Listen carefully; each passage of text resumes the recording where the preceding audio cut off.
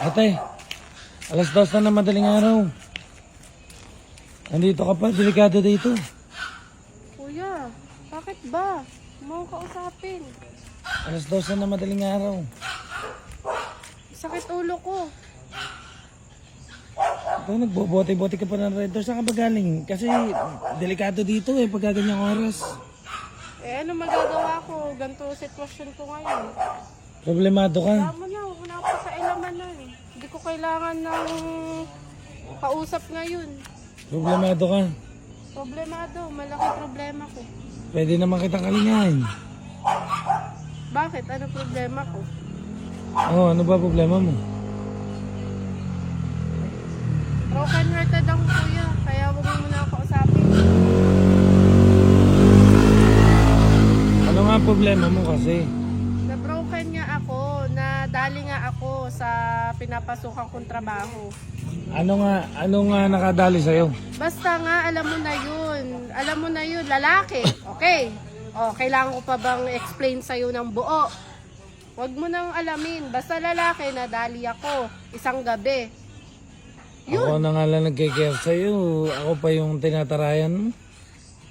Paano hindi kita tatarayan? Kilala ba kita? Ayoko na. Kahit na. Kung masamang loob yun lumapit sa'yo dyan. Baka nga ikaw yun, masamang loob ka. Kasi di na ako nagtitiwala. Kung masamang loob ako di na tayo magkakaganto. Ayoko na. Talagang Di na ako magtitiwala kahit kaninong lalaki. Mahirap magtiwala sa panahon ngayon. Kita mo, nadali niya ako, tinakbuhan niya ako. Akala ko naman, totoo siya sa akin. ba't kasi sinuko mo kagad yung pechay? Di naman pechay. Nadali niya ako. Hindi pechay yung sinuko mo. Hindi, ano ba yung pechay? Gulay yun, di ba? Oh. Ikaw naman, tatanungin mo ako ng pechay, alam ko na may pechay, gulay, ginigisa. Pag ginisa, manlalata. Lasing na lasing ka sa mga salitaan mo. Maglalasing talaga ako, kuya. Kung nararanasan mo lang yung nararanasan ko, maglalasing ka talaga. Kung ba naman maisahang ka? Saan ka ba niya naisan? Sinogo ka? Oo, sinogo niya ako. Sabi niya, wala siyang gagawin sa akin. Yung pala, sasagad niya. Yung kwentuhan. Sinagad niya yung kwentuhan sa'yo? Oo. Kaya... Di bumuka yung tahong. Yung tahong na naman. Hindi ba kayo kumain tahong doon? Hindi, dekalansan nun. Siya, Ba't kumain siya ng magdadala kami tahong. Kumain siya nga ng tahong, kaya nga naisahan niya ako. Sabi niya kasi, ang kakainin namin doon masarap. Yung may cheese. Kaso, niloko niya ako. Tahong kinain niya. Kaya ayoko na kuya magtiwala kahit kaninong lalaki dyan. Hindi na ako magtitiwala. Dahil tahong yung kinain niya. Kuya, baka meron ka pa dyan. Nang, Alak.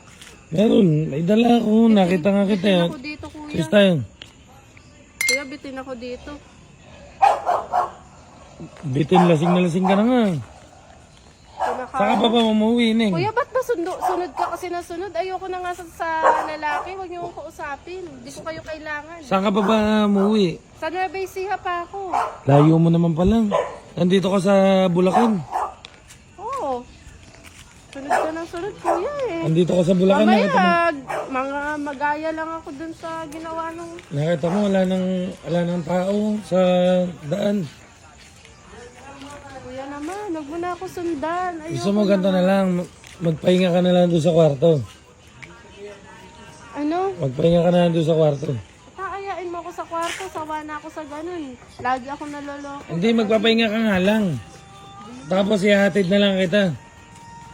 Kaya ko Bibigyan pa kita pamasahe. Hindi na, ayoko na kuya, huwag mo na ako sundan. Bibigyan pa kita pamasahe, ano? Oo, deal. O sige. Pera, bibigyan mo ako? Oo. Oo, deal oh. Magkano kailangan mo? May pera ka ba? Mukhang wala kang pera. Meron. O, 10K. Tara, sama ako sa'yo sa O kwarto. sige, 10K, tara. O, tara.